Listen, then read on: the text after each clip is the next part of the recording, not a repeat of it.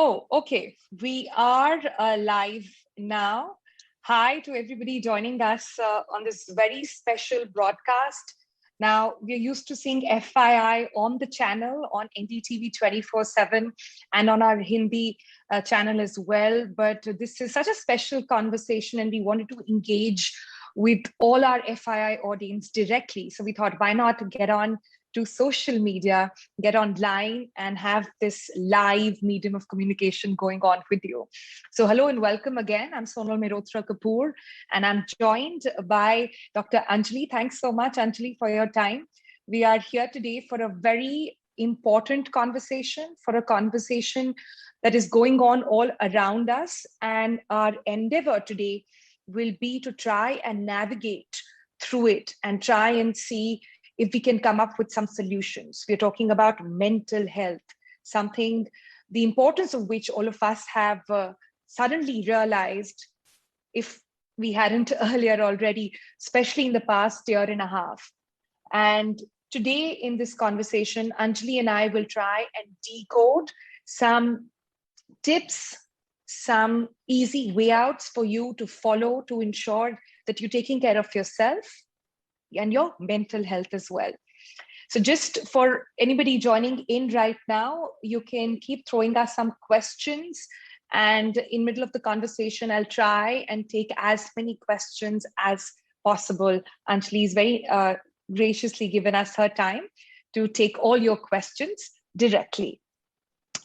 Okay, so here we go, and we are live now, I am told. So without any further ado, let me quickly, one second. Yeah. Okay, so let's get started. Anjali, as we wait for everybody to just join us and send in questions, I just want to start by saying this on why it was so important we felt at NDTV to have this conversation, because on our program, FII, we keep taking up issues to try and give people simple solutions to whatever is happening around us. But when it comes to mental health, there are no sort of simple solutions or no blanket solutions, if we can call it that. There is no one fix for all. And we are talking at a time when there is grief all around us. When there are enough and more people who have lost someone, they are grieving, not getting closure because they've not been able to say goodbye in the most traditional ways. There are young lives being lost. So there is shock in the family. There is also a lot of uncertainty. There is fear in those who haven't contracted the virus so far. And then there are those who have this sort of survivor's guilt as well, who have some sort of vicarious grief as well. So there are different kinds of perhaps grief that is around us, different kinds of uncertainty and fear as well. To start with, a lot of people, we keep hearing that, journaling is great and talking to someone is great. But if you look at mental health at this point, the need for help, I want to start by that. Who are those people at this point who you think need help and should ask for help? So I think that's a great question, Sonal. The fact is that, as you rightly said, what we are seeing today is people are suffering, okay? And there is suffering if you have a fear of COVID. There is suffering when you are going through COVID. A lot of people cannot handle being alone. There are people who are worried about their parents getting COVID, and there are people who are worried about their kids being in hospitals. We've seen in the second wave, a lot of young lives have also gone. Now what happens is that if someone reacts, okay, for example, if I have anxiety that, oh my God, will I get COVID? That's quite a normal phenomena, and that anxiety is going to help me to carry my mask or to sanitize myself or to keep the social distance or even be indoors. But if that anxiety becomes so much that I'm not able to sleep, I'm not able to eat, I'm continuously washing my hands, or I'm not eating because if I eat, I'll have to wash my hands again, or if I've locked myself in a room, that definitely is excessive anxiety, Mm, almost bordering on obsessive compulsive disorder. mm, Similarly, when people are getting worried about their loved ones in hospital or, getting well. Now, if those people are worried and they're doing whatever they have to do, whether it's running after medication, getting oxygen, etc., again, mm, that is a normal reaction. But if anxiety paralyzes them and they're not able to do anything, or they're just sitting at home and crying or just anticipating that the worst is going to happen, I mean, we've even seen people who've gone and attempted suicide thinking that, oh, what will I do when I'm alone? When the fact of the matter is that they're not alone, you know? So these are extreme reactions, and these extremes need to be attended to, as if there's an emergency. Just as we mm, have heard that if the oxygen goes beyond a certain level, you take the person to hospital. Similarly, these are the people who are worrying excessively, and these are the people who need to see a mental health professional, whether it's a psychiatrist or a psychologist, and there mm, needs to be a complete history taken. We need to assess them whether they need medication, whether they need any other therapies, mm. you know Okay. so giving the example of COVID itself, 80% Mm, of the people may be going through, like a mild COVID. So, and normal anxiety, normal mm, worry, worry mm, about school, boredom. I'm mm. not meeting my friends. I'm fed Or up of just work online from school. home to manage kids Absolutely. while you're working without any help, which all of us Indians are so spoiled with, or worrying Right. about older people at home. It is at times too much to take. So, you say that if you're seeing any extreme reactions, do seek help, which brings me to the point that our we don't have enough counselors or mental health professionals in the country to start with. We don't our counselors or mental health professionals per sort of a population, etc., is extremely low. India is one of those countries which has woken up very, very late to the issue of mental health. At a at a point like this, what can people do? Who can they reach out to initially if you're just feeling low at home or just feeling really anxious because of what you're seeing around yourself? Who do you reach out to? Who's your first contact? So your first contact, actually, I'm telling everyone is have three people that you can contact anytime, any time of the day or the night, you know. So one can be a friend, one can be a relative, one can be a resource person, like a family doctor or someone you may know and you have high regards for. Okay, Hmm. have at least three people, because chances are that, maybe one out of the three is busy, but all three of them being busy is a little, I mean, it may not Hmm. happen. One can Hmm. also have a support system of friends, of family, of people at workplace. Hmm. We've been creating these support systems. Like, we have a group of doctors. If anyone is feeling, low, helpless, etc., a lot of doctors and mental health professionals and healthcare workers were also feeling extremely helpless, Hmm. because it was like 20 of us trying to get one person into hospital, Hmm. or one hospital bed. So what Hmm. happens is, so we've created support systems, and I'm Hmm. urging everyone, even youngsters whose parents are living away, you're worrying that, oh God, what will happen if my parent falls sick? Create a support system either in the building of your parents or in your Hmm. family, and be Hmm. the same for someone else. You know, Hmm.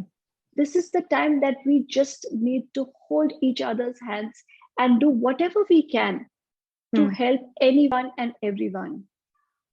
Hmm. And our motto today is anyone can help, you Hmm. know so I think that is what we need to do. So if When you you can't say, reach out, let me pick on that. When you say anyone can help, what do you mean? You mean just reach out, ensure when you're feeling extremely anxious, just pick up the phone, call someone you trust, and just speak your mind or just vent it out. That's yes, what you're saying? yes, talk to your friends, tell them what Hmm. you're feeling. Do not only talk good things. If you Hmm. have worries, if you have anxieties, if you've lost your job, please pick Hmm. up the phone and talk to them. Don't feel shame. Don't feel that, what will other people think? Oh God, they're going to laugh at me. You're They're going basically to. saying bottling No, up doesn't help. You have to speak out. you have to talk. You have Hmm. to speak up, because only if you speak up, will you be able to relieve yourself of the stress that you're feeling, you will also get the help. So if you're feeling low and you're talking to a friend, and your friend kind of just talks you through it, most of the time your anxiety, your stress may go down. And your Right. friend will also be able to show you reality, because Hmm. people, especially who are going through COVID, think that they're the ones, they always feel, what if, what Hmm. if my oxygen goes down, what if I reach the hospital, what if I die? Hmm. These are the thoughts, negative thoughts that come to your mind. But when you talk to someone, they'll probably give you a reality check and say, listen, you're probably in Hmm. the 80%, nothing's going to happen to you, and if anything happens, let me know. And they will Hmm. keep a check on you as well. Hmm. And also, the next time that friend is going through a problem, he or she is going to pick up the phone and call you up, Hmm. you know So you're trying to say that focus on the fact that there is sort of collective anxiety, there is sort of collective grief that we're all going through. And the paradox here is that while COVID has ensured that we don't see anybody and we are isolated, yet we are together in this time because we're all going through the same thing. COVID has been such an equalizer that way. It doesn't matter what your bank balance says, it doesn't matter where you live, how big your house is, everybody needs to be as careful. So that is something, maybe if you tell yourself that, maybe it helps that everybody is going through the same thing. You got to sort of stay strong, right? Absolutely. Absolutely. I think this whole stay strong is actually, no, you don't have to stay Hmm. strong. You just have to stay connected to what you're feeling. And you need to share Hmm. with people what you're feeling. Hmm. Because otherwise, if I wake up in the morning and I put this pressure and say, oh my God, I'm supposed to be strong, in 2 hours, I'm not going to feel strong. Instead, if I recognize my feelings and say, I'm not feeling good today, I'm feeling anxious, Hmm. is this a bad nightmare? When is it ever going to end? Chances are that I will be connected to my feelings, and I will be able to share the same with, whoever I care for or whoever cares for me. And we Hmm. can hold each other's hands. And as you rightly said, that, in the last 1.5 years, people have been holding the hands of complete strangers. And it is Hmm. these strangers that are helping them in their deepest, darkest moments, whether it's Right. taking Hmm. someone to hospital, whether it's your watchman or your security Hmm. person who's been working 24/7, Hmm. who is Hmm. getting you your groceries, or whether it is the person who takes you to the hospital or even checks you, you Hmm. know, because Hmm. family cannot be there beyond the point for you. Right. And the physicality of it all as well. Let's take a question now. We've got Deepak writing to us on our Facebook page saying, I got COVID positive in April, and by grace of God, I fully recovered. Now, all the time, I have anxiety and fear of some diseases. All the time, I check myself with a thermometer, oximeter, please help. So, This is Deepak Anjali is like a classic case who has recovered but it's still so anxious because they don't know what the future really holds. Are you more vulnerable? Do you have antibodies? Can I now step out? Can I go see someone? And have I, should I get a vaccine, not get a vaccine? There are so many questions. But also, what peculiar thing that he's pointed about is that now he has fear of other diseases as well. right, How can we help him? right. So we are seeing a lot of post-COVID anxiety, hypochondriasis, depression, insomnia, especially a month, 4 to 6 weeks later. In fact, up to 2 months after COVID, we see all the post-COVID complications. Deepak, what I would suggest is that you must reach out to a mental health professional, and the fact is, I mean, honestly, you're one of the lucky guys who's already done, you've been there, done that, and you've You've emerged done the out. hard part. Your body is done all Absolutely. of that. Now you just got to Absolutely. train your mind.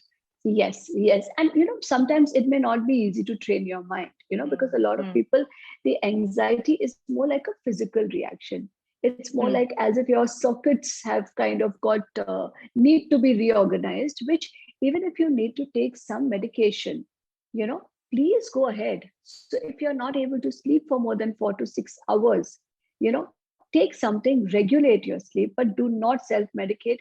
Do not drink alcohol, do not have too much caffeine, maintain a sleep routine, which is extremely Hmm. important, and Hmm. of course, try and surround yourself with positive people. Do not listen to negative news all the time. Listen to positive news and do things that you enjoy. And mm, please slow down.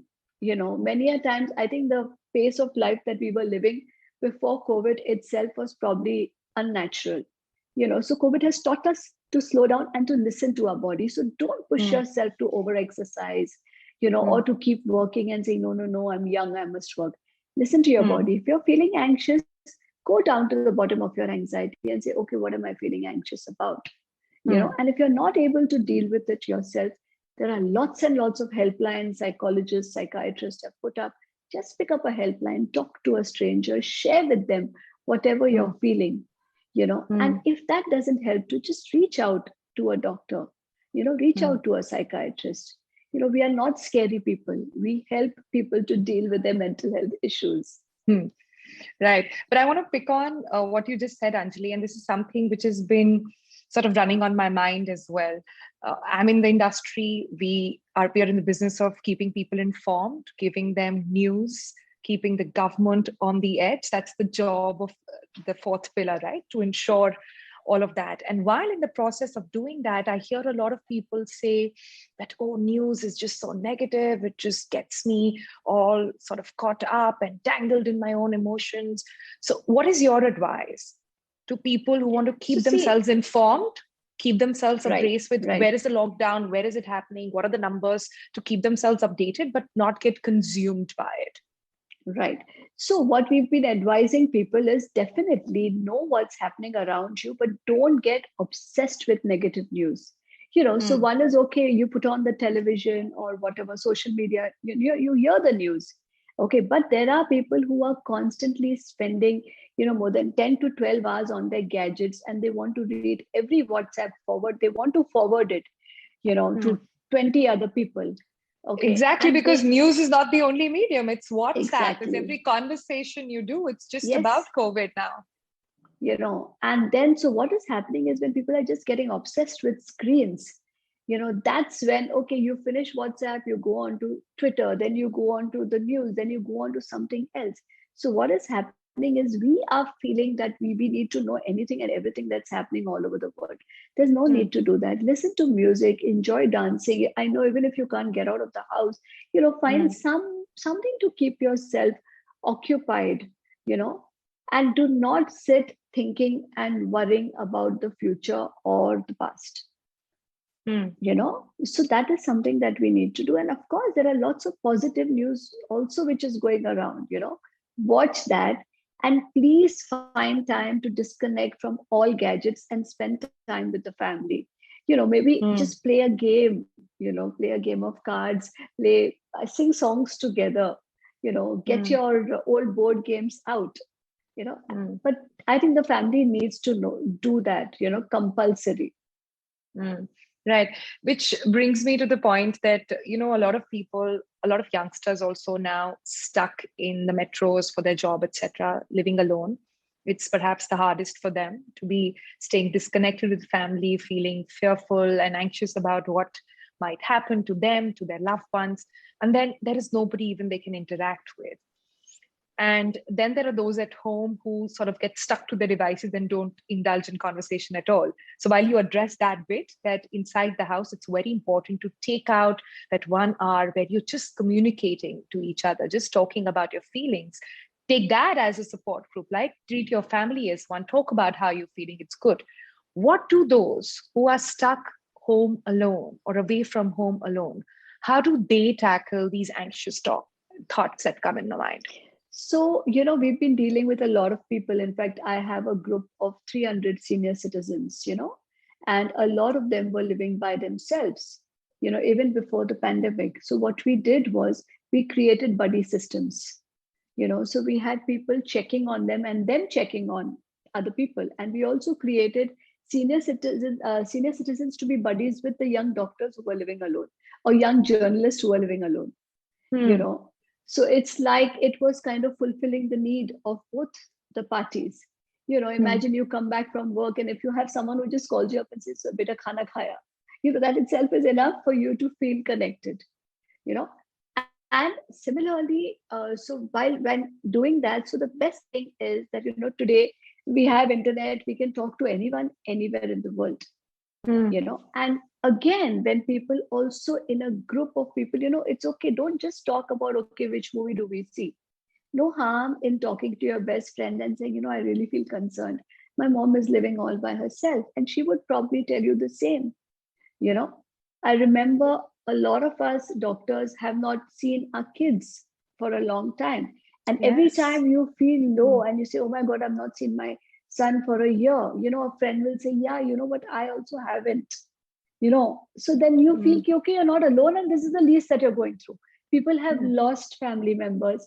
Here, at least the least problem that we are going through is that we are not meeting them physically. Mm. Mm. You know, Mm. so it's like, and also whenever people are feeling low, I tell them, just get up and start helping something or someone around you. Mm. You think that you helps? know You Absolutely. feel you're contributing in some way. Absolutely, that Mm. is something that really helps. And that you could, maybe you start watering plants. You start keeping some water for birds outside, you feed the stray Mm. animals outside your house. You Mm. start maybe just looking at people around you who may have not eaten. Make a Mm. few extra a little extra food. We also had a Mm. lot of these senior citizens who started cooking for the doctors who were not well, you know Mm. and started Mm. sending food to the hospital. What Mm. happened was that Mm. the doctors appreciated that so much that Mm. instead of going home and taking that customary leave that they were allowed to, they said, no, we felt so cared for, now come on, let's go back to work. These were guys who were suffering Mm. from COVID just Mm. because they felt that they were cared for. Mm. So it's these community Fascinating. Yeah. initiatives, Yeah. which make a lot of Mm. difference. I And like what so you said about just watering the plant. So just you're basically saying just take care of something, if not a human being, then a plant, maybe some birds, maybe some strays. That itself will give you some sort of energy to go about. Being able to help others sort of gives you a feeling that you're somewhere helping yourself as well, right? And a lot of people, it is absolutely. coping mechanism. When you're talking about doctors, I can tell you as journalists, it's been tough on all of us as well to just Hmm. keep reading out death tolls after the other, knowing very well that some of our own family members have been part of that death toll, and we still continue to talk about it. And while others have the option perhaps to switch off the television, you got to keep going on. And I have to say this for everybody, for our viewers watching as well, that yes, it is tough for us as well, but somewhere it's a coping mechanism, right? Because we're helping in some way, right? So Right. it's You a know, coping mechanism at the end of the day. hats off to all you guys. Today I was reading about one young journalist who lost his life, and Mm. it was really, really saddening. And you guys are the health workers too, who have to risk your life, go out there and deal with all the negative news that you're Mm. getting to. So it's really important that, end of the day, you must do something to switch off. You Mm. know, maybe just listen to music, read a book, do nothing. It's okay. Mm. Just spend some time taking Mm. care of yourself. Mm. Declutter when you can. All these extra things that we have accumulated over the years. That is something that also helps. When you just declutter your space, you also start feeling good, in some way. And Right. ask Very for help. helpful, I guess. Very helpful for all of us as well. Let me take another question on that note. We've got Akshay Singhal, and he says, being CA final student, it's very difficult to study due to the uncertainty of conducting of these examinations, creating very stressful situation. What should I do to keep a track, I think he means, with studies in these trying times? For students, especially, Anjali, very hard time. How do they Yeah, cope? yeah, yeah.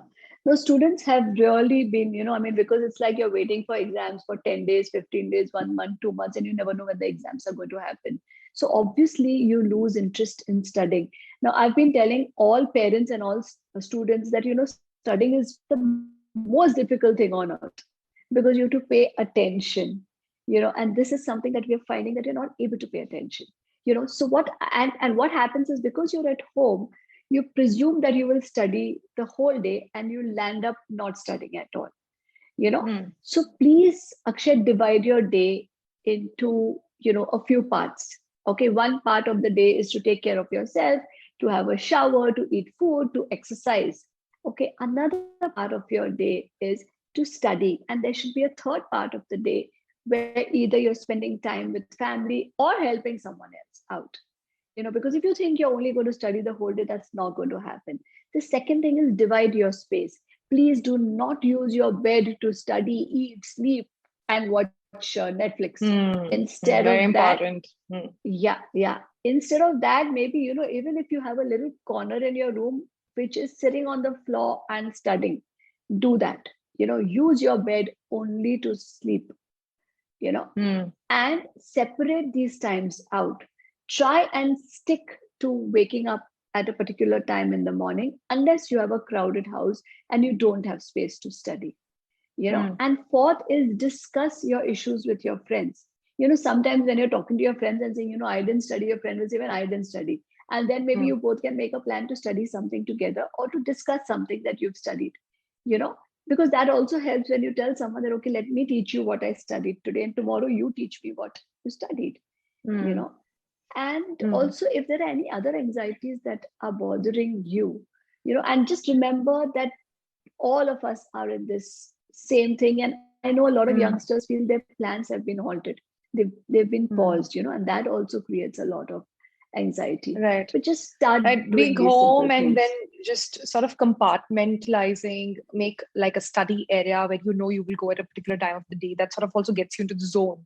It's like what's Yes. worked for a lot of people who work from home, right? They make like a little corner for themselves, but they know that they're on the desk, they're in work mode, and then they can sort of switch off once they get out of the room. But And speaking sometimes about people may kids, have to switch these corners also, because oh, sometimes okay. you just get bored in one corner, so no problem. I have a dining table and I rotate the chairs. So Yeah, that also you helps. become Sorry, your you were own saying something. interior.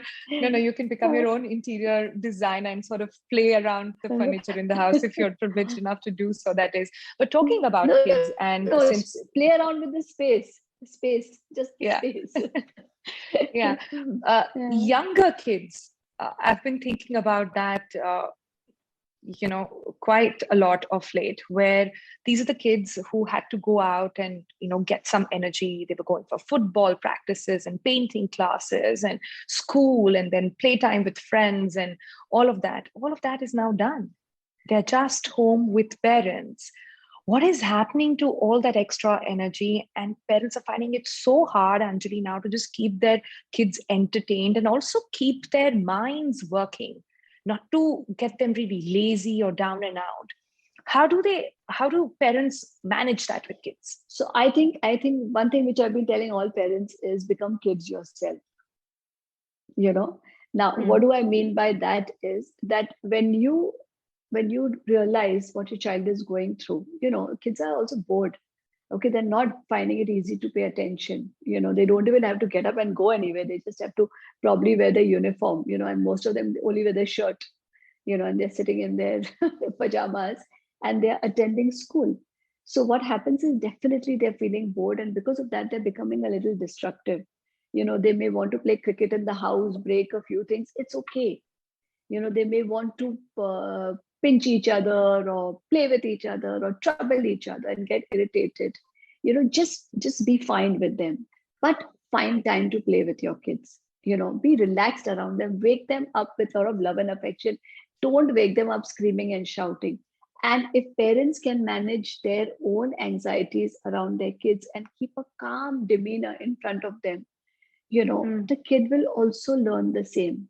And in fact, some of these kids have told me, we really enjoyed, because we are spending so much time at home with our parents and with our grandparents. And also, I think, parents need to find different ways to become creative and use the energy of the children. So I had one little fellow who was 9 years old, and who was getting destructive. And when I asked him, I said, okay, tell me, who can you help? Okay, he actually started cooking, and he started first cooking for his staff. Then he started cooking and selling food and giving me that money to buy masks for poor people. So I would have these discussions with him, and he would say, okay, I have made 500 rupees. I said, okay, so calculate how many boiled eggs they are, and come on, let's send boiled eggs to whoever needs proteins.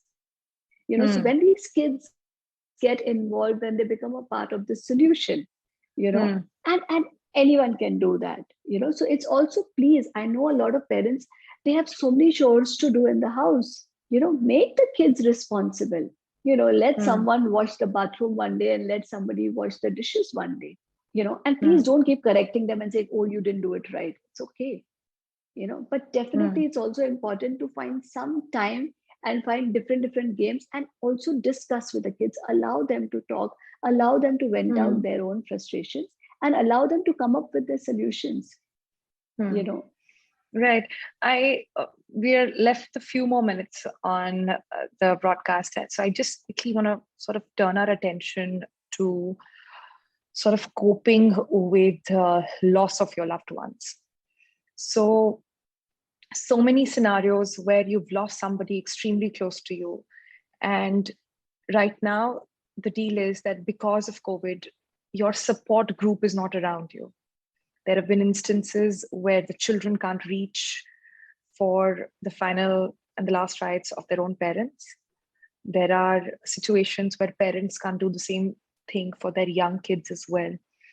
So it's first the shock of the fact that this has happened to you, and then how does one go about with the grieving process? What is the best way to sort of understand what has happened and take it forward? What do you recommend?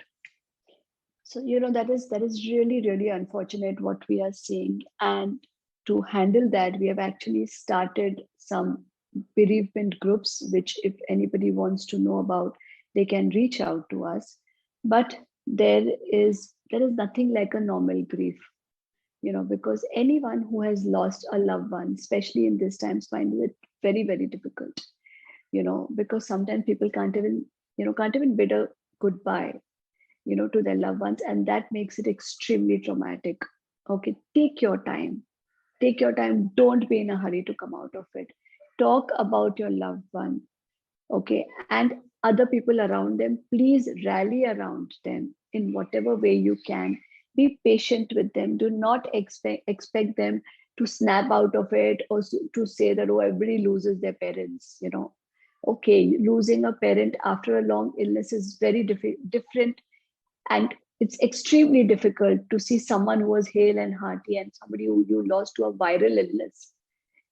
So Suddenly it's gone. Absolutely, it's understandable that the person may be angry, may be sad, but if the person is showing warning signs of feeling suicidal, does not eat, is not being able to sleep, please reach out to your friendly neighborhood psychiatrist and let them help you through this. And for those of you who want to volunteer their time, you can become a part of the support system. Oh, really? How? Just by listening to these people. Find a time of the day that you could just connect with them, where you're not disturbing them, and just listen to them. Do not give them any advice. Okay, just be there for them to do whatever the person would have otherwise done. So, and yes, you can also become part of the bereavement groups, of the support groups that we are planning. So that is what we can do for them. If I can just interrupt over that, Anjali, when you say that watch out for so many extreme signs, what are some of these signs? Can you state some of them, that something people should be careful about? Mood changes. Okay, sadness of mood, which continues to not only stay but grow. The person is losing all interest in life, becomes hopeless, helpless, feels worthless, is crying incessantly, is not eating or overeating, is not sleeping or oversleeping, and is getting very angry. And there are people who may talk about self-harm, who may say that life is not worth living. That's definitely an alarm sign. Absolutely. So if a person who's recently lost someone is obviously going to be in this state of numbness for some time, what do you recommend? How do they sort of get back into the routine thing? Should they start looking at a few hobbies? Should they talk more? Should they try and write it down? what does one do? What happens is the solution is not the same for everybody. And I do Right. not want people to feel that we are undermining their loss, by just saying, okay, get up and indulge in a hobby. But definitely trying to get back to your routine, whatever it was, trying to get on with your life, and seeking help from other people, talking about your loss. The worst thing people can do is withdraw and shut down. And that is something we do not want people to do. So you want them to try and get back to the routine as soon as possible. Last two questions actually that I have.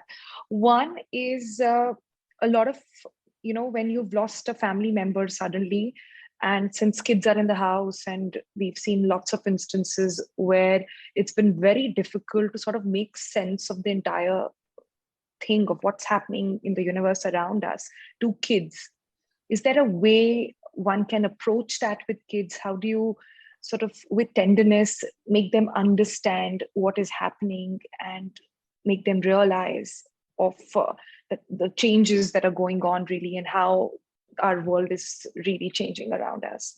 So I think kids are very smart, and we should not underestimate their intelligence. And what happens is, depending on the culture of the family, depending on what the kids have observed, it's very important to not keep away the truth from them, and to not overload them with the truth. Okay. So if you've lost a family member, there's no need to go into details that, oh my God, if he would have got a ventilator, he would have survived. That is not necessary. And so not also, do these conversations around kids is what you're recommending? Absolutely. Keep your calm while you're talking with the children, but tell them the truth. Do not tell them that the family member will come back, because you don't want them to keep waiting and thinking, when will that family member come back? Okay, it's all right to grieve with the kids. In fact, if a family cries together, there's no harm. So you can't pretend that everything is normal and, oh, one day everybody dies. No, we don't even have to have that extreme. So keeping a balanced view, keeping balanced emotions around children helps. And also making them a part of the grieving process. So if you're doing a little, whatever your culture is, if you're doing a little prayer or a puja or whatever you're doing, let them be around. Let them also, and talking about the person who you've lost, talking about even happy things about the person, so that is important. And if there is any extreme reactions of any one family member in front of children, I would not want children to be exposed to that. So keeping children away from extreme emotions, and getting the child to also talk to a school counselor, to talk to a teacher, to talk to a family doctor, to talk to a psychologist, whoever it is. It helps because because these are people, who will deal with their kids in their own way, whether they do play therapy, art therapy, etc. with them. And that will slowly help the child to come back. Right. But you talked about how, talking about happy memories of the person whom you've lost, etc., helps. I've seen a lot of even adults at the mention of the person whom they've lost, they just break down. And then in that scenario, you don't know how to approach anything with them. So would you say that there are physical affection?